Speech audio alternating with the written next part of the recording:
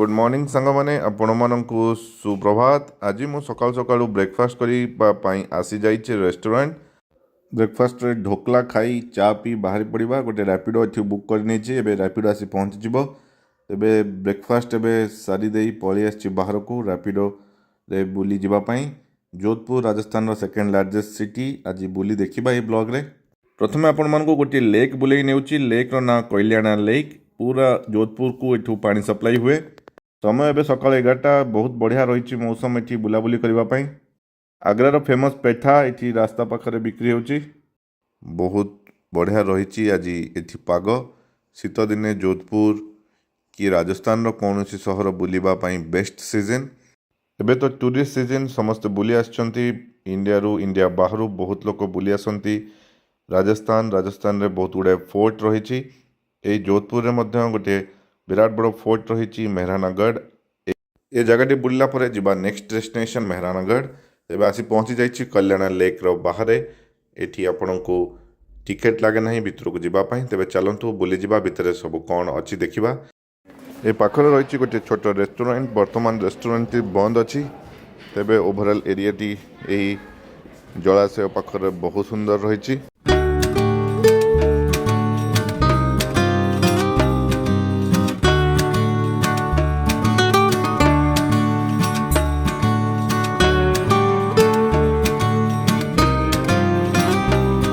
खूब सुंदर एवं शांत वातावरण रही। ए जगह jeep line speed boat motor boat कर फैसिलिटी रही। तेज देखिपे विस्तृत जलराशि चारिदिगरे पहाड़। यही जलराशि संपूर्ण नेचुरल। सनराइज हो कि सनसेट एटी बसी एंजॉय करने जगह रही परफेक्ट। यदि आपन को नेचर भल लगे ये जगह निश्चिंत आपन को भल लगे। राजस्थान टूरिज्म डेवलपमेंट अंडर ये जगह आसूची। जो प्रकार ये फैसिलिटी पाइबे। जोधपुर टी मरु अंचल स्थित एवं एटी भीषण गरम खरा दिने पानीर समस्या को दूर करने यही लेक रु पूरा जोधपुर को पानी जोगाई दि जाए। तेबे ए जगार एटी बोटिंग रो सुविधा रही टूरिज्म डिपार्टमेंट तरफ रु। एथिपाई आपन को एक्स्ट्रा टिकेट नेबा को पड़िबो। जीप लाइन रो मध्य मजा नहीं पारिबे।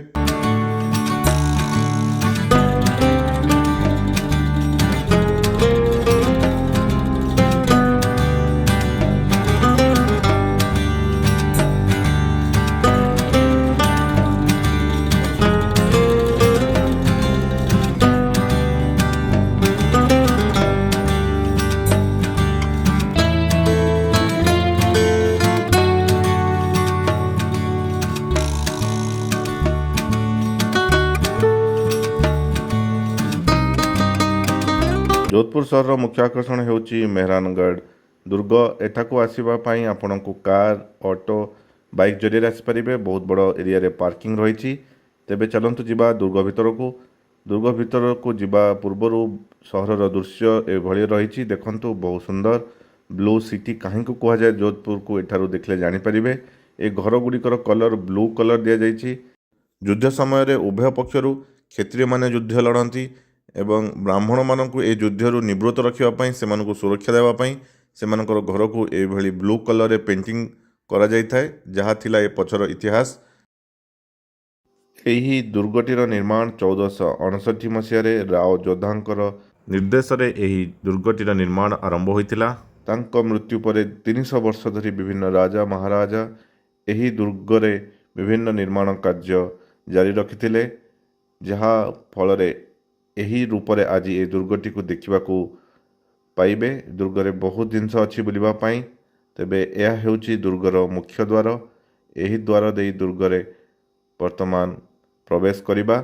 यही प्रवेश द्वार ना हेउची जयपोल।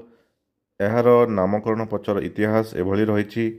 जयपुर एवं जोधपुर मध्य जो युद्ध 1808 मसीह होइतिला सही युद्ध रे जोधपुर राजा मान सिंह विजय प्राप्त करथिले। जयपुर राजा जगत सिंह पराजय होइतिला। यही युद्धर जीत को मन रखापी यही गेट टी निर्माण करा जाय अछि। देखंतु केते विशाल एवं सुदृढ़ रही यही गेट एवं एठारे रही लोहार द्वार। एभली टिकेट फी रही 200 रुपीज पर आडल्ट 150 रुपीज रही ऑडियो गाइड पाई एवं लिफ्ट जावाक हेले 50 रुपीज एक्स्ट्रा लगिबो। फोर्ट भितर एंट्री करू करू आपण को गोटे छत्री देखा मिलिबो। याकू राजा मान सिंह निजर जड़े वीर योद्धा स्मृति रे तैयारी करथिले। समय वर्तमान पखापाखि 2टा बाजिची। घंटा रु 2 घंटा समय लगिबो बुलिबा पई।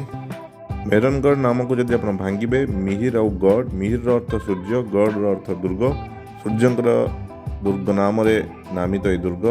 एठार आपण विभिन्न एडवेंचर स्पोर्ट्स जो जीप लाइन कर सुविधा पाइबे।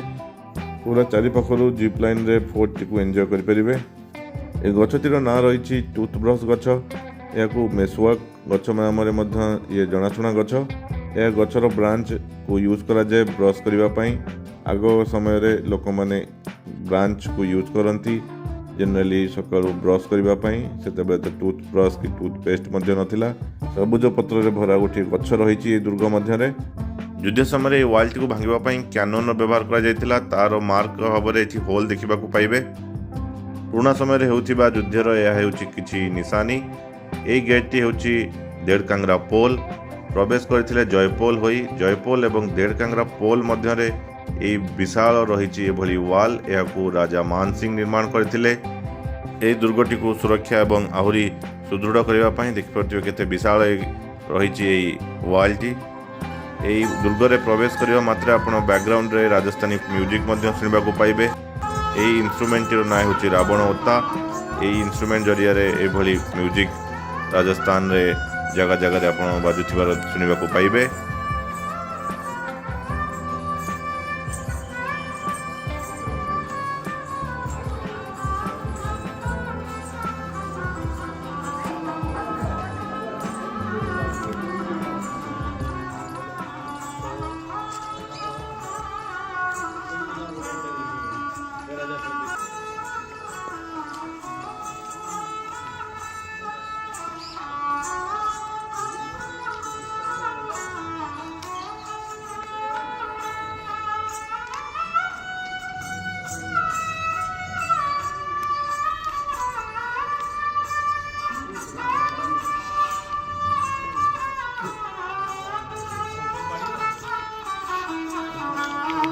फोर्टटी रही पाखापाखि 400 फीट उच्चरे। से जीवा समय एभली जगह जगह उठाणी देखा मिलिबो। यही द्वारटीर ना रही अमृति द्वार अथवा अमृति पोल। यही रही विशाल ए दुर्ग पाखापाखि 5 किलोमीटर एरिया रे विस्तृत रही। एठारे थिबा म्यूजियम रे आपण बहुत पुराना जिनस देखा पाइबे। पेंटिंग रही राजांकर नित्य व्यवहार जिनिस किछि को एठारे संरक्षित करी रखा जाइछि। राह योद्धा द्वारा 1459 मसीह यह दुर्गटी को निर्माण करने भूमि प्रस्तर यही जगह करा राव जोधाजी फालसा। यार सामने रही राम मेघवाल समाधि। राजवंशर जड़े व्यक्ति को यही दुर्गरे लगी अभिशाप को दूर करने एठारे समाधि नेबा को पड़ता। यह पछर कहानी रही बहुत रहस्यमय। आपण मैंने शेष पर्यंत देखिले ब्लॉग टी को जानीपर ए पछर कहानी। तेबे केते विशाल रही दुर्ग देखंतु। जीवा बाट केते न्यारो अच्छी। दुर्गटी को शत्रुंकर आक्रमण रक्षा करने यही भाव न्यारो रास्ता करा जाई अछि।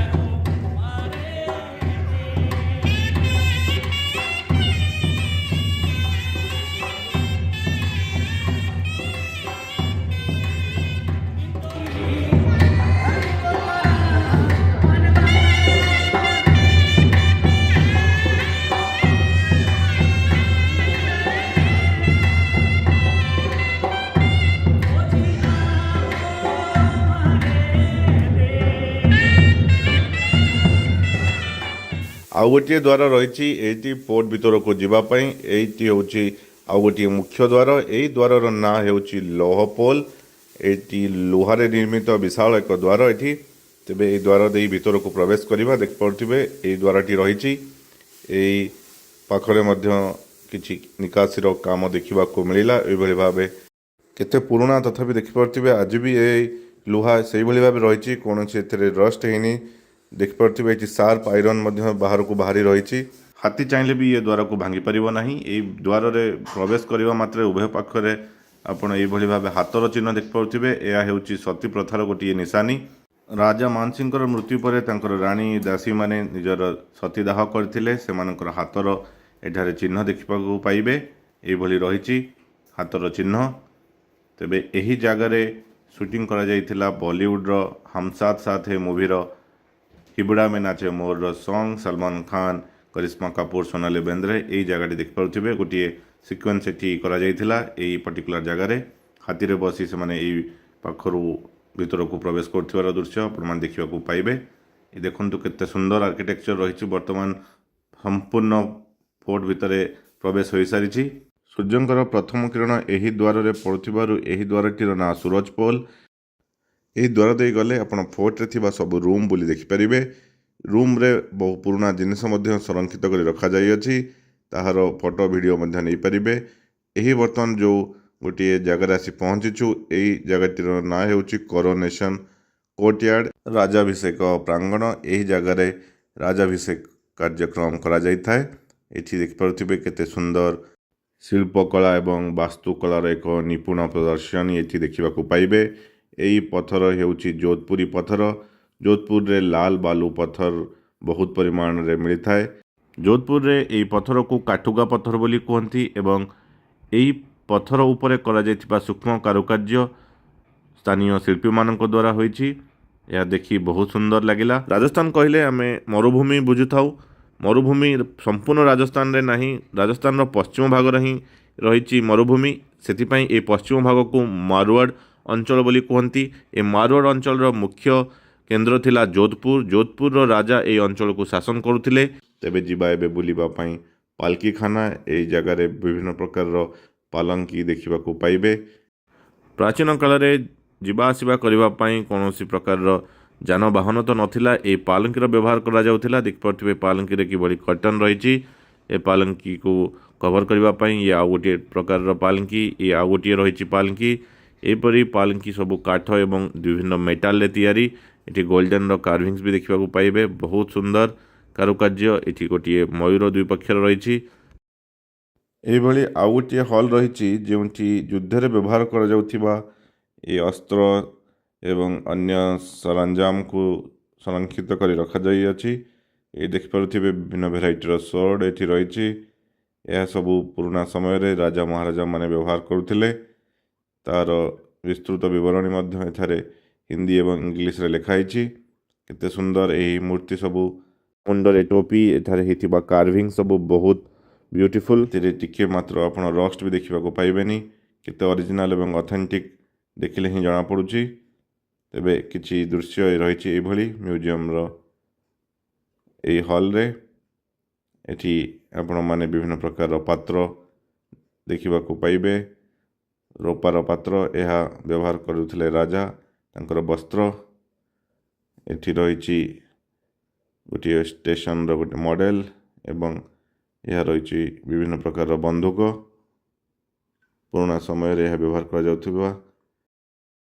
ଏହି ଆଉ ଗୋଟିଏ ହଲ୍, ଏଠାରେ ବହୁ ପ୍ରକାରର ତୋପ ସଜେଇ ରଖାଯାଇଅଛି। ତାହା ସହିତ ଏହି ପାଲଙ୍କି ଯାହା ରାଜା ଯୁଦ୍ଧ ବିଜୟ କରି ଜୟ କରିଥିଲେ। ଏହା ରହିଛି ଏହି ହଲ୍ର କିଛି ଦୃଶ୍ୟ। ରାଜସ୍ଥାନୀ କଳା ସଂସ୍କୃତି ଏବଂ ପରମ୍ପରାର ଇଏ ଆଉ ଗୋଟିଏ ଝଲକ।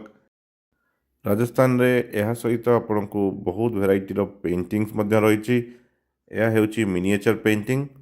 ଛୋଟ ଛୋଟ ଆକାରରେ ଏବଂ ସିମେଟ୍ରିକାଲ ପ୍ୟାଟର୍ନରେ ଦେଖିପାରୁଥିବେ କିଭଳି ଏହି ପେଣ୍ଟିଂକୁ କରାହେଇଛି। ଜୁମ୍ କରିବା ଦ୍ୱାରା ବହୁତ ବଢ଼ିଆ ସୁନ୍ଦର ଲାଗୁଛି ଏବଂ ଏଠି ଭାଇବ୍ରେଣ୍ଟ କଲର୍ସ ବି ୟୁଜ୍ କରାହେଇଛି। Different type of colour, multiple colour. ଏଠି ରାଧାକୃଷ୍ଣ ଏବଂ ସେମାନଙ୍କର ସଖୀ ଏହି ଗୋଟିଏ ଜଙ୍ଗଲରେ କିଭଳି ରାଧାକୃଷ୍ଣ ଏବଂ ସେମାନଙ୍କ ସଖୀମାନଙ୍କ ସହିତ ସମୟ ବିତାଉଛନ୍ତି।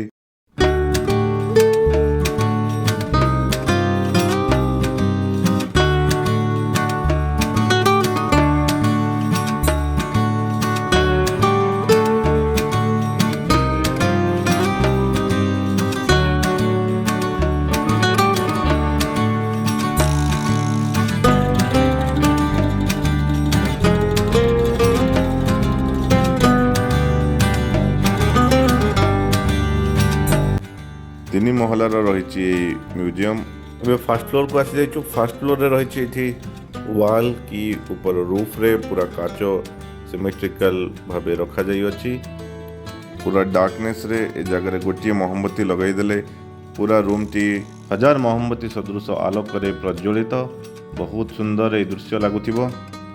तेबे आउ गोटे मुख्य आकर्षण रही दुर्गर यह हेउची एई रूम टी यह फूल महल बहुत सुंदर एवं एठारे ऊपर राजा मानकर प्रतिछवि मध्य देखा पाइबे।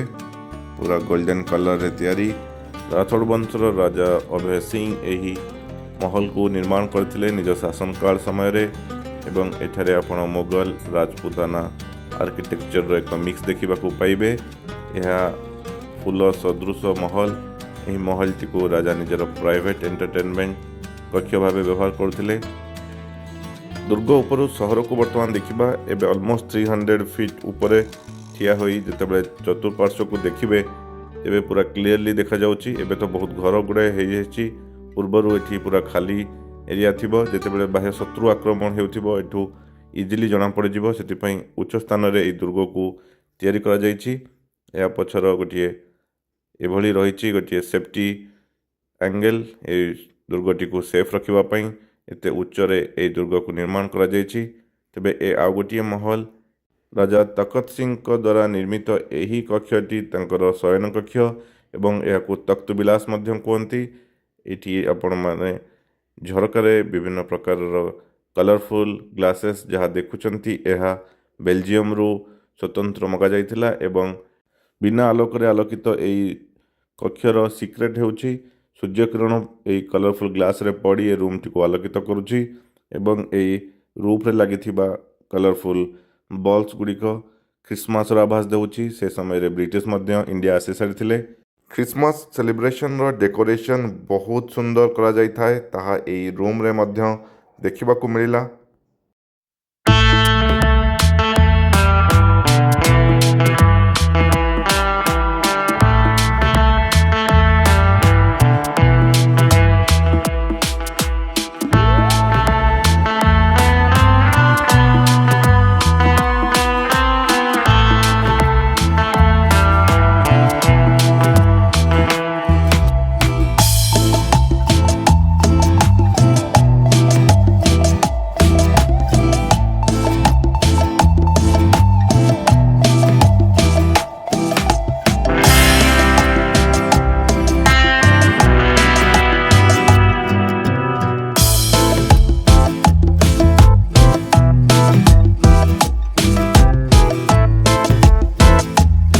पुराना समय रे घुंघटर परंपरा बहुत प्रचलित विशेषकर राजस्थान एवं आखपाख अंचल रे यह आज भी देखा जाए। तेबे यही कारण जोगु एठारे एभली झरका देखा पाइबे। यही झरकाटी को खोलिले तले हेउथिबा कौनसी समारोह विशेषकर राज्याभिषेक समारोह कि किछि पब्लिक गैदरिंग को देखि हेबो। यही जगह बसी रानी एवं सेमानकर महिला दासी माने सबू समारोह को देखि पारुथिबे। सेइथिपाई एभली बहुत गुड़ाए झरका उभय पार्श्व यही कक्षर देखा पाइबे। ता सहित जगह जगह मध्य बहुत प्रकार आपण को वाल रे झाली मध्य देखा पाइबे। ता द्वारा ये रूम टी प्रॉपर्ली वेंटिलेटेड।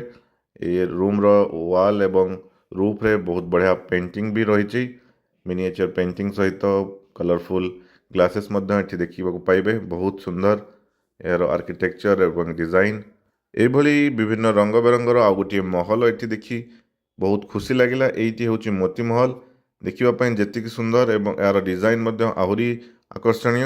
एठी मझिरे गोटे गालीचा पड़ी बहुत बड़ बड़ डिसीजन नेबापी एठी मीटिंग करा जाए। ए गोटे मीटिंग रूम भली यार को व्यवहार करा जाउथिला। सेही समय रे एई महल रो छात रे देखि परथिबे किबळी सुनार छाउनी दियाला भली काम होईची। रूफ रे गोल्डन कलर सहित ग्लास मध्य लागिची एवं चारिपटे भली व्हाइट कलर। एई ऊपर भाग रे देखि परथिबे झरका रहिची जेउठी महिला माने बसी एठारे हेउथिबा आलोचना सुनि पारुथिबे। एभली रहिची एई रूम टीर संरचना एवं एई रूम टी बहुत सुंदर रे आलोक रे ए रंग बेरंगर सीसा बहुत झलकुथिबो एवं ए रूम टी को आहुरी आलोकमय कर देउथिबो जहाँ देखि जना पड़ुछि एवं केउ भली भाबे एहर डिजाइन हेछि ता बहुत आकर्षणीय। ମୋତିମହଲ ଠିକ୍ ବାହାରେ ଏଭଳି ଗୋଟିଏ କୋର୍ଟୟାର୍ଡ ରହିଛି। ଏହାର ନାଁ ହେଉଛି ଜେନାନା ଦେଉଡ଼ି ଚୌକ। ଏଠି ରାଣୀ ଏବଂ ଅନ୍ୟ ମହିଳାମାନେ ନିଜର ସମୟ ଅତିବାହିତ କରିବା ପାଇଁ ଏ ଜାଗାଟିକୁ ବ୍ୟବହାର କରନ୍ତି। ବିଶେଷ ଫେଷ୍ଟିଭାଲ ଯେଭଳି ହୋଲି ଏହି ଜାଗାରେ ମହିଳାମାନେ ସେଲିବ୍ରେଟ୍ କରନ୍ତି। ଏହି ଜାଗାଟିକୁ ମହାରାଜା ଅଜିତ ସିଂ ତାଙ୍କର ଶାସନ କାଳରେ ନିର୍ମାଣ କରିଥିଲେ। ଦେଖିପାରୁଥିବେ ଏଠି ଇଣ୍ଟ୍ରିକେଟ୍ କାର୍ଭିଂସ୍, ତା ସହିତ କିଭଳି ରହିଛି ଏହି ଛାଜାର ଆର୍କିଟେକ୍ଚର, ବହୁତ ମନମୁଗ୍ଧକର ଏହି ଜାଗାଟି। ରାଜସ୍ଥାନର ଶିଳ୍ପକଳା କେତେ ସମୃଦ୍ଧ ଏହି ଜାଗା ବୁଲି ଦେଖିଲେ ଜଣାପଡ଼େ। ତା ସହିତ ଆଉ ଗୋଟିଏ ଜାଗାରେ ହସ୍ତଶିଳ୍ପୀର ଗୋଟିଏ ନମୁନା ଦେଖିବାକୁ ମିଳିଲା। ଏଠି ପ୍ରସ୍ତୁତ ହେଉଛି ଗୋଟେ ସଲ୍, ଏହା ହାତରେ ତିଆରି। ଦେଖିପାରୁଥିବେ ଏଠାରେ ଏହିସବୁ ଜିନିଷ ମଧ୍ୟ ଚାହିଁଲେ ଆପଣ କିଣିପାରିବେ। ଏଭଳି କିଛି ଜିନିଷ ଆପଣଙ୍କୁ ୟୁନିକ୍ ଏବଂ ସ୍ପେଶାଲ ଲାଗିବ।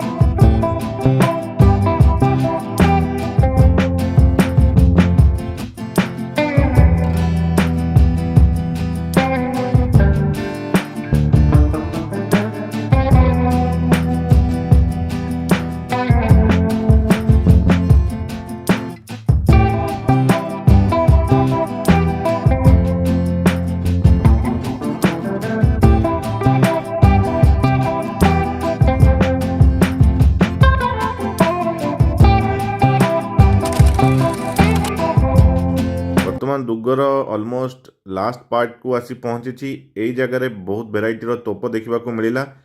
ଲୁହାରେ ତିଆରି ଏହି ତୋପ ଗୁଡ଼ିକୁ ଏଭଳି ସଜା ହୋଇ ରଖାଯାଇଅଛି। ଦୁର୍ଗଟିକୁ ସୁରକ୍ଷିତ ରଖିବା ପାଇଁ ଏହି ତୋପର ବ୍ୟବହାର କରାଯାଏ। ଏହି ଦୁର୍ଗଟି ବହୁତ ସୁରକ୍ଷିତ ଦୁର୍ଗ, ବହୁ ଉଚ୍ଚରେ ଅବସ୍ଥିତ। ଏହି ଦୂରରୁ ଦେଖିପାରୁଥିବେ ଏହା ହେଉଛି ଉମେଦ ଭବନ ପ୍ୟାଲେସ୍। ଯୋଧପୁର ରାଜପରିବାରର ଏହା ନିବାସ ସ୍ଥାନ। ଏହା ମଧ୍ୟରେ ରହିଛି ସଂଗ୍ରହାଳୟ ଏବଂ ତାଜ ଗ୍ରୁପ ଅଫ୍ ହୋଟେଲ ଦ୍ୱାରା ପରିଚାଳିତ ଗୋଟିଏ 7 ଷ୍ଟାର ହେରିଟେଜ୍ ହୋଟେଲ। ଉମେଦ ଭବନ, ଉମେଦ ସିଂ ଯୋଧପୁରର ରାଜା ଥିଲେ। ବର୍ତ୍ତମାନର ଯେ ରାଜା ଗଜ ସିଂ ତାଙ୍କର ଗ୍ରାଣ୍ଡଫାଦର, ତାଙ୍କ ନାମରେ ଏହି ହୋଟେଲଟି ହୋଇଛି। ଏହି ପ୍ୟାଲେସରେ ଟୋଟାଲ 347 ରୁମ୍ ରହିଛି। ଏହାର ନିର୍ମାଣ 1929 ମସିହାରେ ଆରମ୍ଭ ହୋଇ 1943ରେ ସମ୍ପୂର୍ଣ୍ଣ ହୋଇଥିଲା। Private residence in the world. ତେବେ ଏଇଭଳି ରହିଛି ଏହି ଦୁର୍ଗର ଅନ୍ୟ ଏକ ପ୍ରାନ୍ତର ଦୃଶ୍ୟ। ଅଲମୋଷ୍ଟ ଦୁର୍ଗଟି କଭର ହୋଇଯାଇଛି। ଏହି ଦୁର୍ଗରେ ଗୋଟିଏ ମନ୍ଦିର ରହିଛି। ଏହି ମନ୍ଦିରଟା ହେଉଛି ମା ଚାମୁଣ୍ଡା ଦେବୀ ମନ୍ଦିର, ଯିଏ ଏହି ରାଜବଂଶର କୁଳଦେବୀ। ଏହି ବ୍ଲଗ ମାଧ୍ୟମରେ ଆପଣମାନଙ୍କୁ ଏ ଦୁର୍ଗଟିକୁ ବୁଲେଇ ଦେଖେଇଲି। ଏହି ଦୁର୍ଗରେ ଯାହା ସବୁ ଜିନିଷ ରହିଛି, ବିଭିନ୍ନ ଦିଗ ଏବଂ ତାହାର ଇତିହାସକୁ ଆପଣମାନଙ୍କ ସହିତ ସେୟାର କଲି। ଆଶା କରୁଛି ଆପଣମାନେ ଏହି ଦୁର୍ଗ ବିଷୟରେ ବହୁତ କିଛି ଜିନିଷ ଦେଖିଥିବେ ଏବଂ ଜାଣିବାକୁ ପାଇଥିବେ। ତେବେ ଏହି ଚ୍ୟାନେଲଟିକୁ ଆପଣମାନେ ସବସ୍କ୍ରାଇବ୍ କରିବାକୁ ଭୁଲନ୍ତୁ ନାହିଁ। କିଛି ଡିଟେଲ ଜିନିଷ ଜାଣିବାକୁ ଚାହୁଁଥିଲେ ଆପଣମାନେ କମେଣ୍ଟରେ ପଚାରି ପାରିବେ। ତେବେ ଆପଣମାନଙ୍କୁ ବିଦାୟ ନେଉଛି। ପୁଣି ଦେଖାହବ ଆଉ ଗୋଟିଏ ଏଭଳି କିଛି ନୂଆ ବ୍ଲଗରେ। Till then stay tuned and thank you all for watching.